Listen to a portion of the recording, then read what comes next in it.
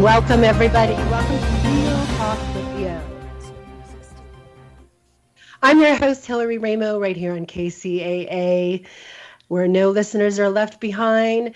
Well, I've been thinking a lot lately about many things, and I've shared a lot of that with all of you listening about the digital age and about the things that we're facing as older generations still remember the time before the internet, before cell phones, before technology. And our new generations are growing up immersed in it tremendously. In fact, they're being hardwired in many ways, and a lot of my shows have been about this. But today we're going to talk about something special.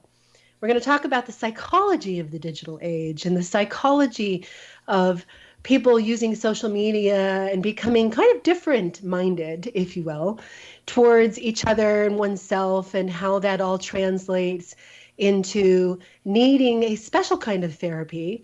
And joining me today to talk about this interesting topic, at least I think so, is Dr. Kirk Schneider.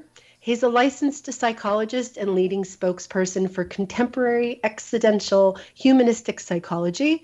Dr. Schneider is a past editor of the Journal of Humanistic Psychology. He's an adjunct faculty at Saybrook University and Teachers College and Columbia University, and president of the Existential Humanistic Institute. He is also a fellow of 4 divisions of the American Psychological Association, including humanistic, clinical, theoretical and philosophical, and independent practice. He is also a frequent speaker at conferences and in the media. Often, Dr. Schneider is also the recipient of honorary diplomas and memberships from the Society of Existential Analysis in the UK, the Eastern European Association for Existential Therapy, and the Living Institute in Toronto, Canada. And he has written several books that have been translated into Chinese, German, Russian, Greek, Turkish, Portuguese, Slovakian, and Korean languages. So if there's anybody who can give us some expert insight into this topic, it would be Dr. Schneider. Kirk, welcome. Thank you so much for joining us here on the show to discuss this very important topic. Thanks so much, Hillary. I'm looking forward to it. Well, I have to ask you, and I want to start off with this. How has the digital age changed the need for psychological understanding? A huge question. I would say that the digital age has really speeded up our lives. It emphasizes speed, instant results, and sort of the appearance and packaging of things and of people. And in many ways, the digital age has speeded up what we've been striving for, I think, for millennia, a sort of holy grail, a key to our happiness, an answer. We've been searching for these kinds of things, sort of a quick fix to our lives for a very long time. And now we have the means to approach this in some incredible ways through computers and the computerization of our times and our interactions. Has technology brought us to this point? We're relatively new in this digital age, really. Even just 2 decades ago, we didn't have social media and all of the relationships that we've developed. Technology has brought us to a new kind of connection. Is that fair to say? Very much so. And I am not a Luddite. I do not want to paint this all with a broad brush.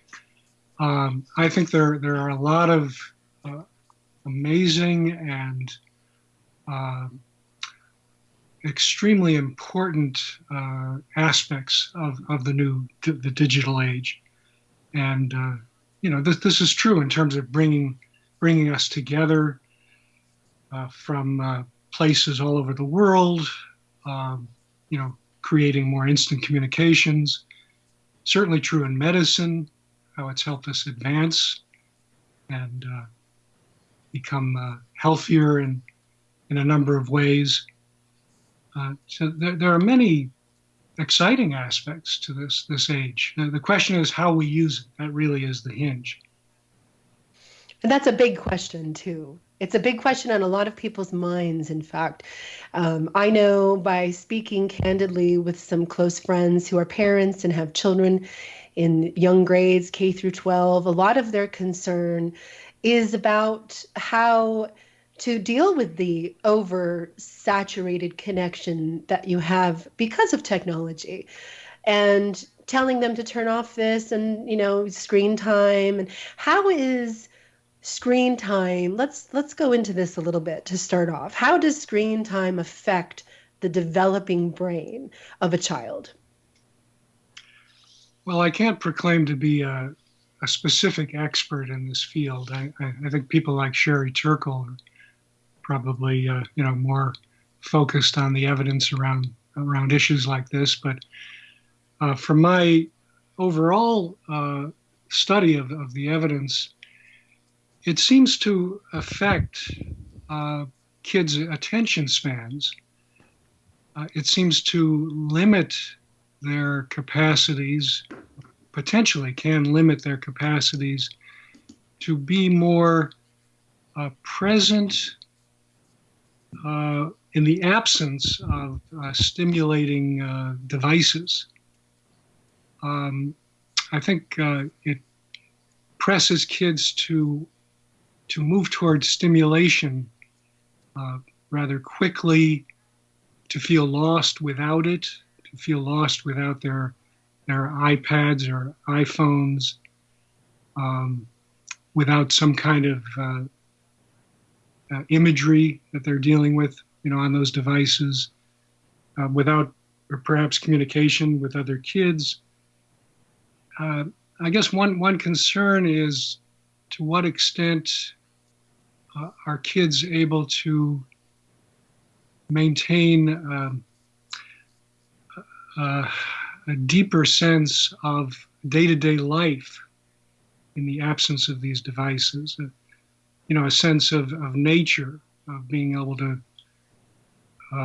open up their thoughts, feelings, body sensations to the world around them, to people around them, in the raw, without the devices. And we know that so much of brain development, just the whole human being is expanded and deepened through natural relationships with the world, with others, and with oneself. Because these are not programmed. These are chances for discovery, for adventure, and for creativity, creative possibilities that you may not access through the devices, which in many ways are pre-programmed, or they're very limited in terms of what can spontaneously emerge. Well, you wrote a book, an interesting book called The Spirituality of Awe, and you discussed the challenges to the robotic revolution, which really is part of the digital age. And we're dealing with a lot of change coming, a lot of change here already. And as you so eloquently put it, the children that are being raised with this technology can be a good thing. We can look at the positive and look at the good that comes out of this, but we also have to remember that anytime you have something like a device taking over so much of your attention and your time, what the withdrawal factors are of this, and how a new kind of, I would call it, I'm not the expert here, but I would call it a new kind of depression, because it's almost like these devices turn the brain on, activate it, stimulate it, just like you said, and then eventually over time, perhaps we don't feel the same sense of awe, if you will, that we may feel when we first started getting on it. We become kind of addicted to the connectedness, and then when we don't have it, we have a sense of depression. Is this a new kind of psychology as far as anything we've ever dealt with before. Would that be fair to say that what we're dealing with the devices, whether you're a child, a teenager, adult, or a senior, can really create a dramatic shift in a person's psychology? Oh, yeah. I think we're in unprecedented territory right now. We've never had a world that had such instant kind of interactions in the ways we have now. And you're right. I mean, this seems to be impacting rates of depression, anxiety, addiction. There have been books, eloquent books written about how addicted many kids are to these devices and could potentially be gateways to other forms of addiction, substances, etc. It's sort of, it becomes that need for, again, a quick fix, instant results, something to kind of keep the nervous system activated. And in the absence of that, a feeling of being lost. On the other hand, I'm sure that it's helping many kids to become these fireballs of information. We're certainly getting more and more access to information about, a whole range of things. Certainly areas they learn in school, the sciences, mathematics, perhaps literature. I hope literature, although that is being cut back significantly in recent trends in education, from what I've seen, the arts, etc. But politics, sometimes maybe kids are getting bombarded with too much politics. Anyway, you can become an information giant in a sense. But one of the questions here is, are the kids developing in a vital way emotionally? And there also have been some studies to indicate that that empathy, the capacity to empathize with others, to kind of sensitize oneself to be able to step into another's shoes and really feel for another, that might be increasingly compromised. Sherry Turkle's done some interesting research on that. I think there's also questions about the degree to which this is affecting kids' ability to struggle with, what we consider real life issues, sadness, fears, jealousies, anger. If you can just go to a device and cover those so-called negative emotions up very quickly and easily, does that exact a major price? I would venture to say that it well could. But then again, I come from a whole different era, but I do feel that what I struggled with as a kid in the wake of the loss, the death of my brother, and seeing actually a psychoanalyst at a very young age was crucial to my ability to be able to navigate the world after that. I was in very bad shape, a lot of fears and anxieties, but I was able to learn to stay more present to those so-called negative feelings, and as a result, I was able to open up more, I think, to my thoughts, feelings, body sensations, imagination. And I think this had a lot to do with my direction toward philosophy and eventually psychology and psychotherapy. And also a capacity to really stay with studies, with reading and going in depth into subjects. I'm concerned about maybe a tendency through all this reliance on devices about maybe skimming through the world versus really developing those muscles that help us to again, go more deeply into a relationship or some scholarly pursuit, or just simply nature and life, and to experience the richness of that. Well, I hope I'm not sounding, you know, overly sort of conceited here in terms of No, no, saying no, that, no. I wasn't brought up with these devices and that it was No, sort of, I think it's important to get perspectives of what life was like before we had devices and all this technology at our fingertips. What is I mean, how do we determine what is normal human despair versus a more serious kind of despair where we actually need to seek out help?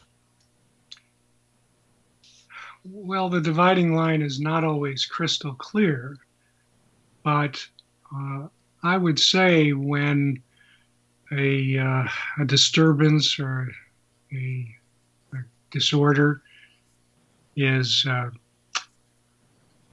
making someone feel paralyzed in some way, uh, you know, unable to get out into the world or to interact with people generally, uh, or is causing a person to withdraw to a severe extent. You know, there are these people who sort of shut themselves in and just, let's say, play video games all day, and there are syndromes around that. But more broadly than that, I think the question is how crippling, how disabling is the condition? Is it affecting one's eating? Is it affecting one's sleeping? Is one becoming suicidal? These are all very vivid signs that one needs to get urgent help, I would say. So, in the digital age, as we watch our younger generations, especially, grow up with that lack of depth and there's some debilitating qualities that our digital age breeds. I think we could all agree on that. And not knowing perhaps, well, this is normal human despair, or perhaps I need to get help. I mean, I lost my father this year. He died this year. And so going through the grieving process, there were plenty of times where I didn't want to see people and my eating habits changed. And, I had to go through a period of grieving and what is the normal grieving process versus the process of what we need to get some help for. So I think Mm. there's some confusion about that. Most Yeah, people feel a little confused about that because we feel like we have to always be happy and we have to always be projecting a happiness that sometimes isn't real and authentic to what's going exactly. on inside. So Exactly. Yeah. therapy and healing and all of these options have been around for a lot longer than the internet. And now that we have seen the introduction and what the last decade especially has introduced to all of us, social media platforms where we create and nurture relationships with people perhaps we've never even met, but we see them online and we have some kind of interaction with them.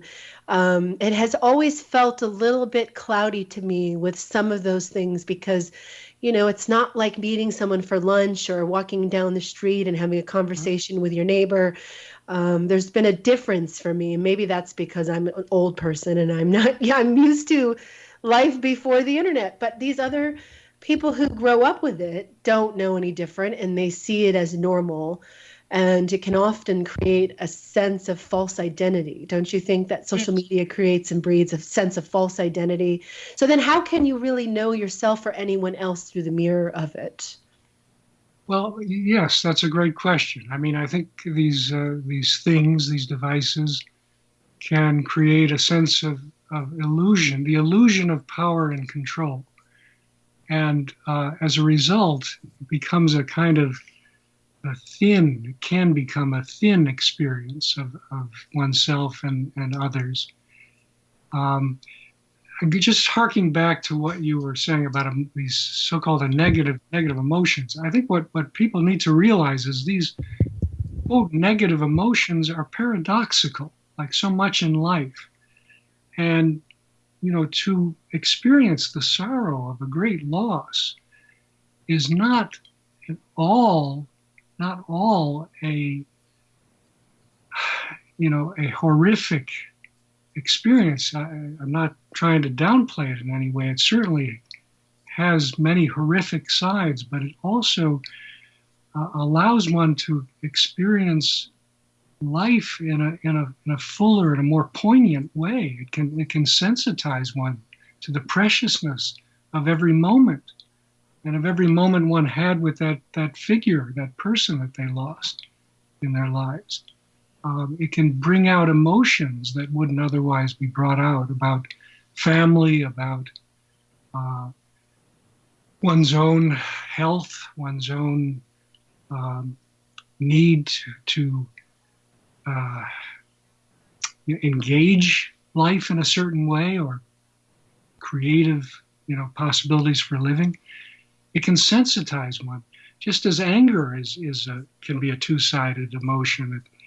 It certainly can be very debilitating, and it's been a horrible scourge in our world through history.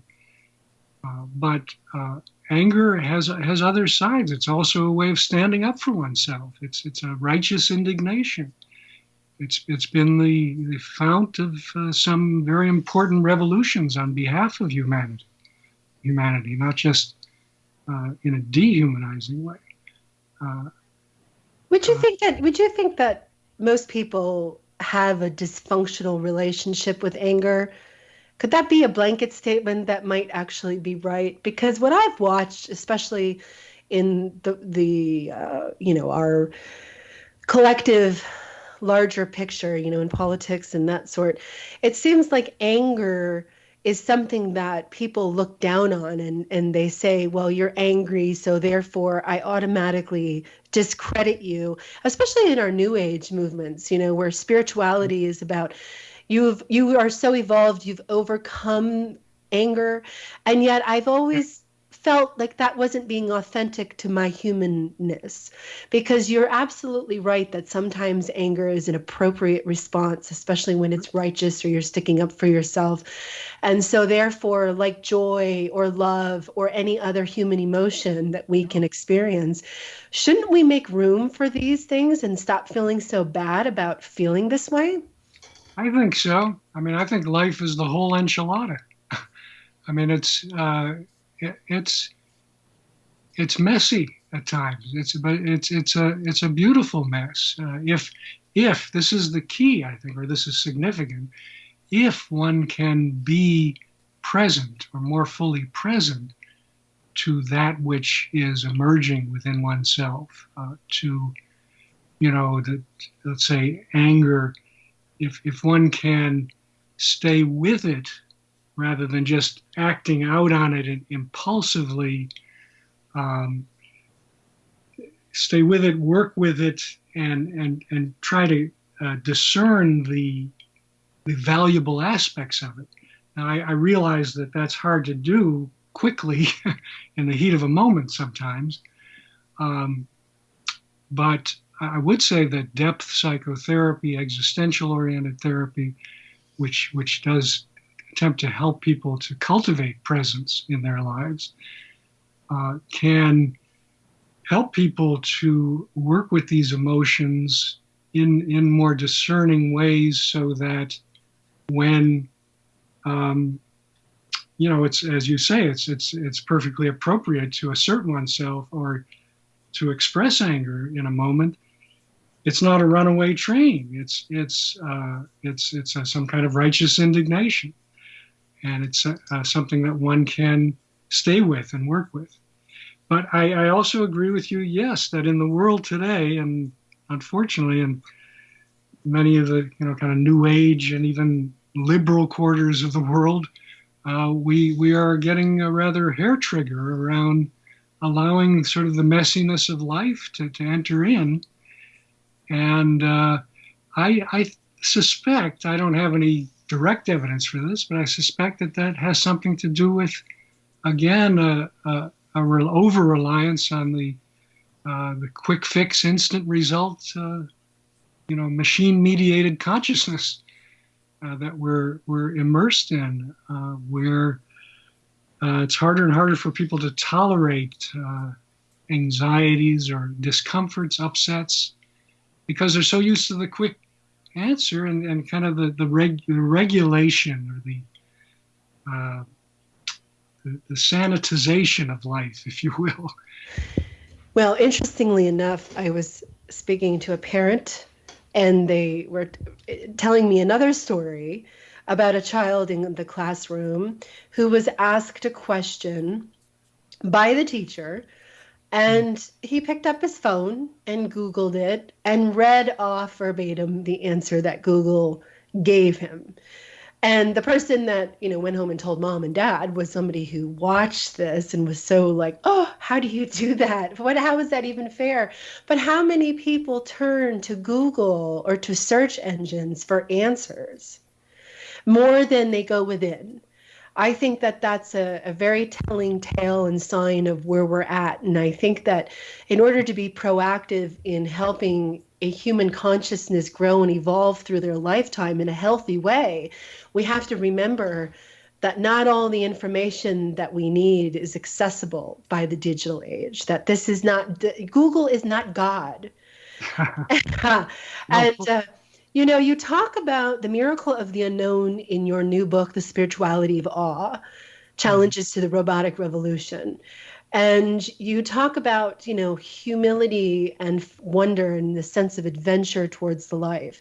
Can we preserve awe, the arguable heart of humanity in spite and even in light of our technologies?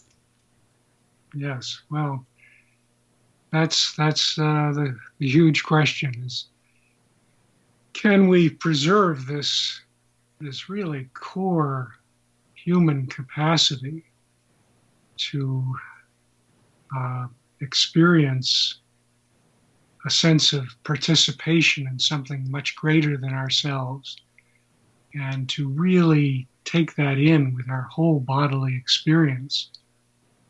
As you say, the humility and wonder, sense of adventure toward living. Can we wake up every day to the degree possible, open to what life may bring to us and what we may bring or could bring to life, the creative possibilities of living. An increasingly challenging task with technology all about us. I do make some suggestions in the book about how we might do this. I think, for one thing, it is vital to, let's say, in terms of kids and development, to show kids the excitement, the thrill, the adventure of raw living, of nature. Again, not to sound presumptuous here, but I felt it was extremely important to take my own kid out to the ocean, as much as possible, and to feel that water, the waves, the rawness of nature, of the ground, of the sand, etc. Because partly I felt like that was a counter to what was beginning to become this cyber revolution. This is almost 22, 3 years ago. My point is, to go off on these adventures. We go to the mountains or hiking, playing ball in the greenery, etc. That these become integral, I think, as touchstones for a sense of fuller living. Well, it's one thing to look at a picture of nature, and it's another thing to actually be outside in nature.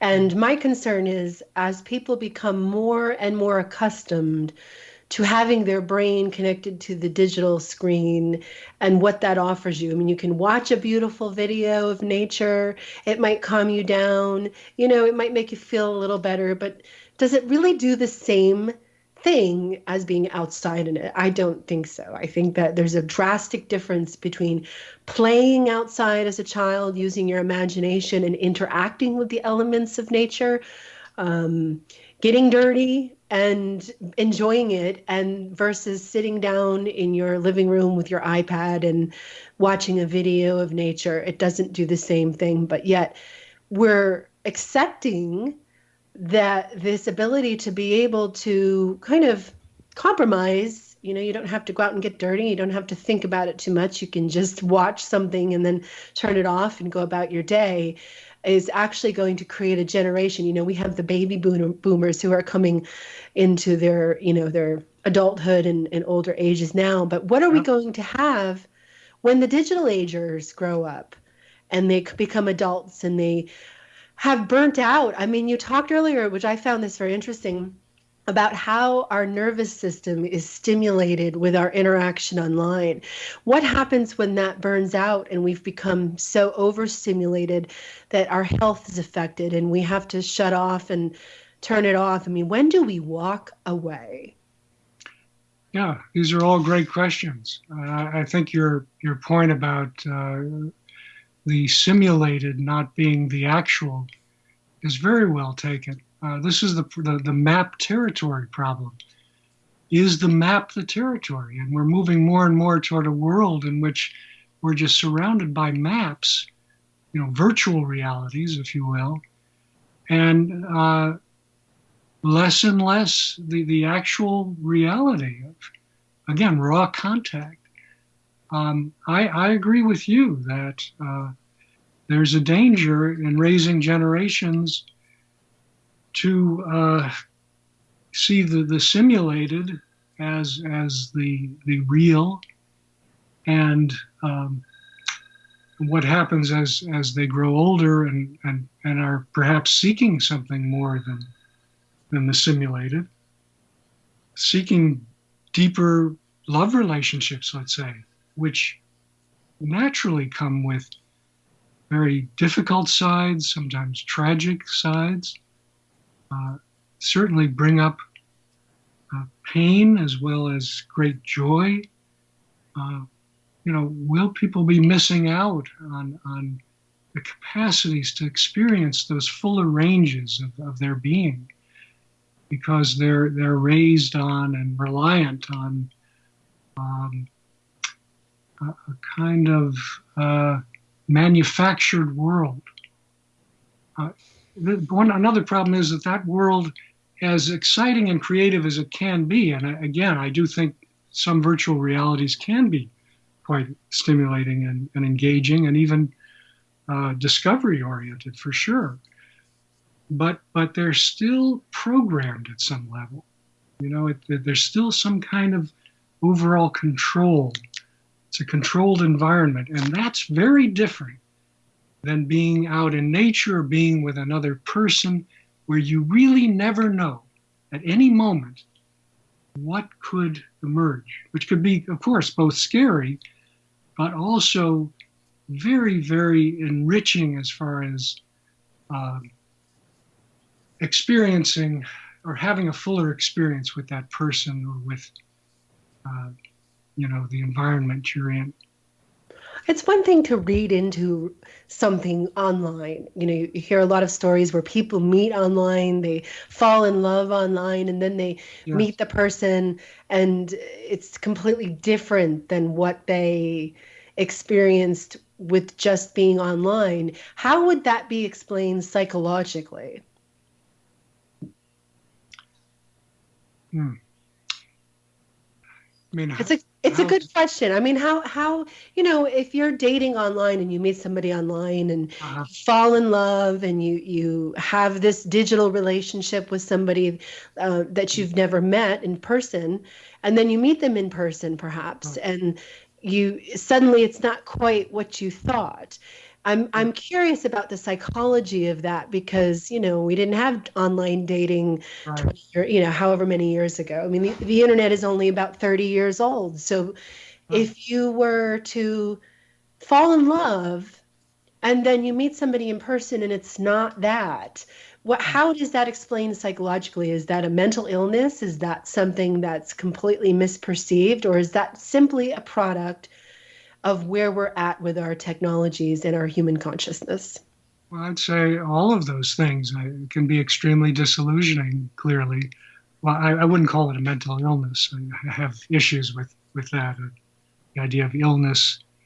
I think this is, this is a product, many of these problems we have are a product of our times and our environment. But to your point about the difference in experiences, yes, I've heard from many people who have these kinds of disillusionments between online and then actually meeting the person. It's a real danger, I would say, a real risk of getting too caught up online, and in some sense, involving oneself in a fantasy world through, again, the controlled environment of that online setting and online interaction, which filters out so much that's going on moment to moment when you're actually sitting with or you're being with someone. Just think about tactile, touch, elements of one's bodily experience with another. Certainly, you have some of that activated through online, and actually, brain scientists claim, and I think this is a kind of an illusion in brain science, claim that the same brain centers get activated whether a person is experiencing certain feelings, thoughts in virtual space, or whether they're experiencing them in reality. And I think this is one of the problems with the map of contemporary brain science. I really question whether those two are the same, and I think people are finding more and more that they're not the same. So yes, I think people need to be extra careful about how much of a relationship they build through the devices, and really think very seriously about trying to cultivate more of the relationship with that person in actuality, if you will. Maybe starting very slowly, but building up that capacity to get to know the more dimensions of that person. It can also be said the same thing for conversation. You have some people who are comfortable and good at making conversation. Yes. They can look people in the eye, and they can go back and forth on a variety of different topics and engage in a very rich, meaningful way. And then you have people who grow up in the text world where, perhaps younger generations are growing up less capable of making deeper conversation because of their interactions. It's been said to me quite often, actually, by older generations that, the younger generations don't know how to communicate. Well, they do know how to communicate, I believe. They just know how to communicate digitally. Yes. And it's easier for them to have that digital wall between them and another person than it is to be face to face. And I'm interested in your comments on that. Is it sort of the same as the dating scenario, or is there something else involved in that as far as making conversation goes and being able to debate and critically think and all of that? Well, I think here is where we get back to the mixed picture of high tech. I mean, I have seen, and I think studies uphold the notion that for particularly shy people, interaction through the computer or the iPhone, what have you, can be extremely valuable. Or for people who are, let's say, very physically disabled, there's a plenitude of evidence that at times, and given certain people's situations, the device can be very helpful in having people relate and even build friendships to some degree, maybe great contacts with others. But that said, I think, again, we need to be discerning about all this, and one needs to search one's own soul, so to speak, about whether that is true for them or whether they're becoming overly dependent on the device and missing out on deeper, fuller experience of living or of a relationship. And here we go back again to cultivating presence, cultivating, you could say, a heightened awareness, greater access to one's self, greater capacity to express oneself, greater capacity to experience what is palpably significant, that is experientially significant for that person. What deeply matters? That's a core existential question. I think everybody would help at least many people to ask. It seems like healing is really, the go-to thing, and however you figure out which setting of healing works for you. It seems like we all kind of have to go through a healing process at some point in our life in order to deepen ourselves and be able to function and relate to not only our own emotions, but others. In a recent New York Times article titled Silicon Valley Goes to Therapy, there was an interesting statement in here by Alex Katz, the founder of Two Chairs, a therapy startup that has 6 clinics in the Bay Area, and they recently raised $21 million in August. And what Alex said was that we're out to build a new mental health system. And, what brings to mind when I read this kind of stuff really is what we've faced over the last the last few years, especially with leadership change, the Me Too movement, the things that have come up on a collective level where we've all had to really look deep in the face of mental health issue. Is it about building a brand new mental health system that relates to the technologies of the digital age, or is it really about healing? My concern is that when you start to talk about building a new mental health system to deal with all of these things, how much of it is really human mental health versus oversaturation with technologies and information and people's inabilities to be able to really disconnect and process what they're exposed to. Because let's face it, when you go onto a social media platform or somewhere else online and you look at the headlines and you look at what people are talking about, sometimes it's very depressing and it's just overload. And sometimes it's very negative and very hateful. And it's just surprising that some of these things come out of people. A lot of judgment in the last 3 years about who likes who and who's voted for who. And, oh, well, you're this or you're that, so therefore I can't have anything to do with you. Doesn't that really aid in a dysfunctional mental health setup?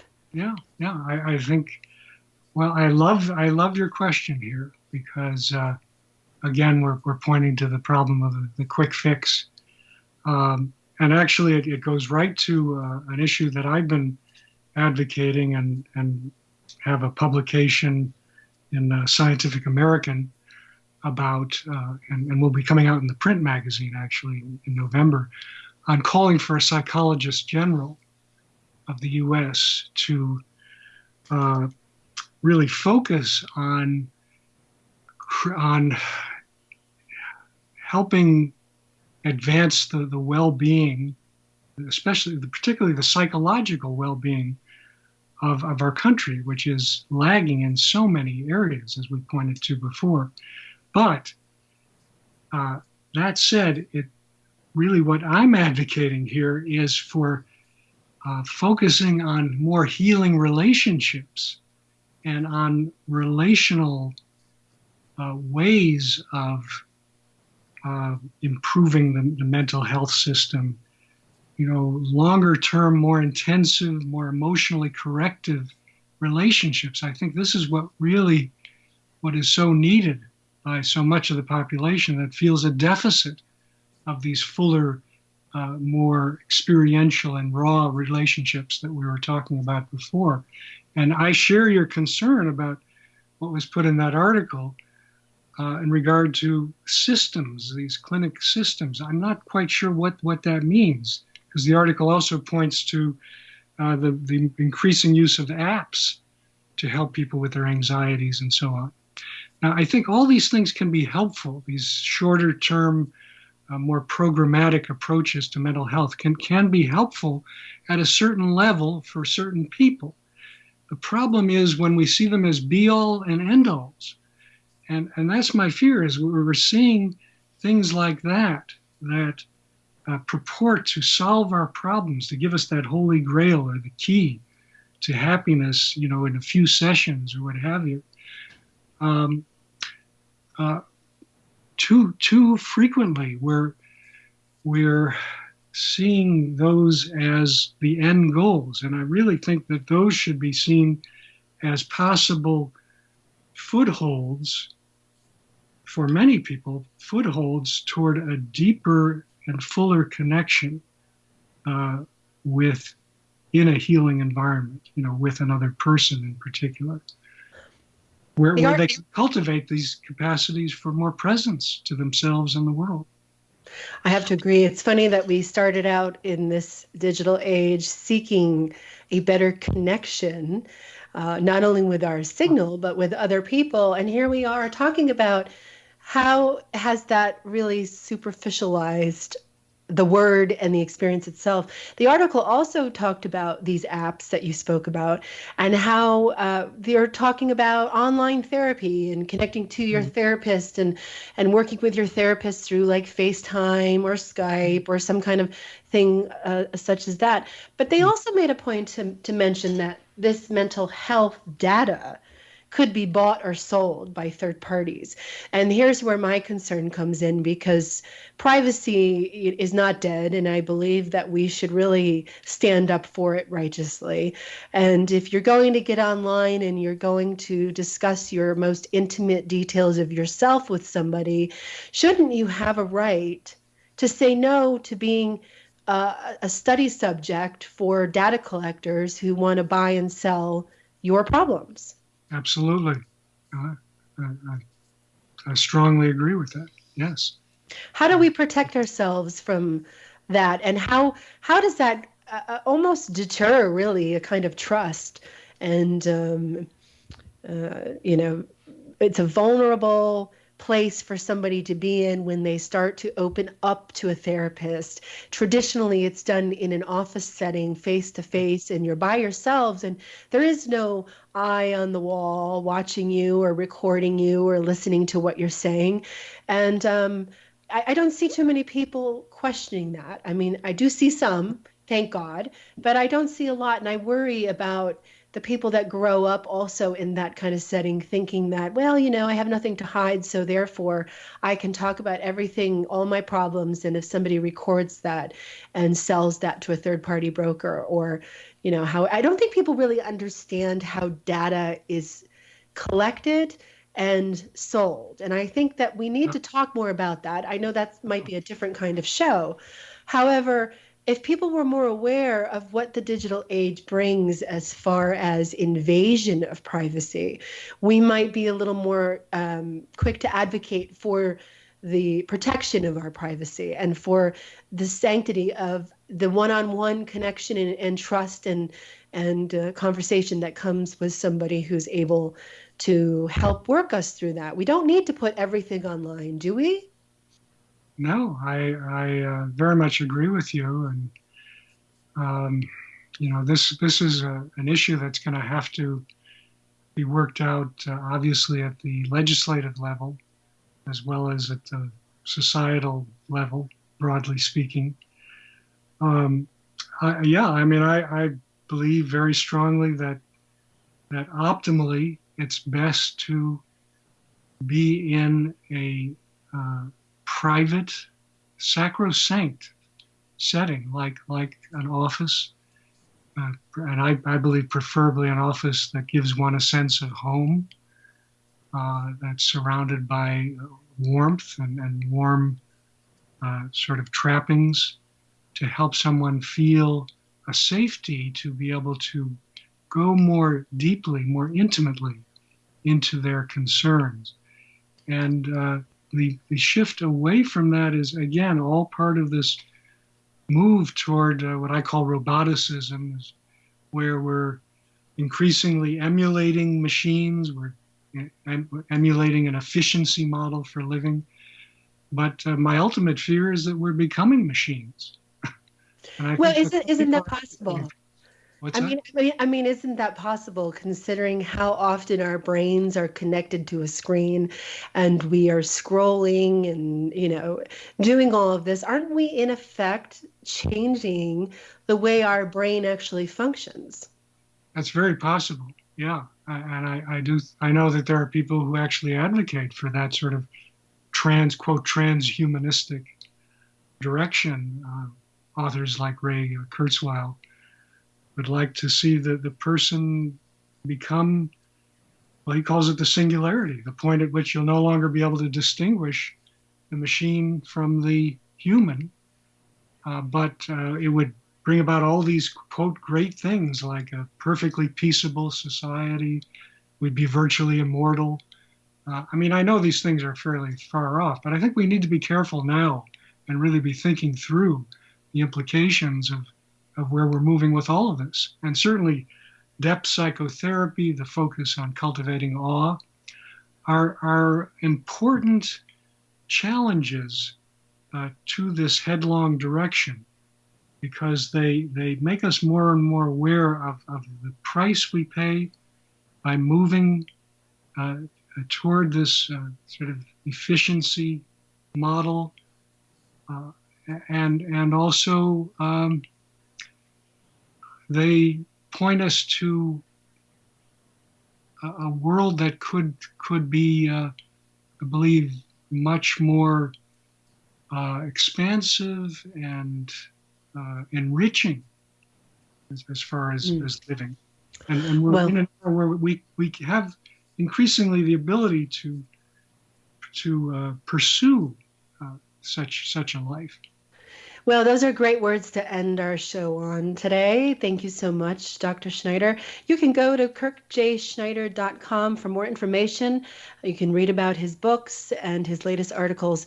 Thank you so much, Dr. Schneider. It's been very interesting conversation, and I know my readers have learned a lot. We are out of time. And we are here, KCAA, where no listeners left behind, Real Talk Radio. I'm your host, Hillary Ramo. Something to think about, guys. We are on the cutting edge of innovation, but how much is that really going to cost us in our human experience? Until next time, take care.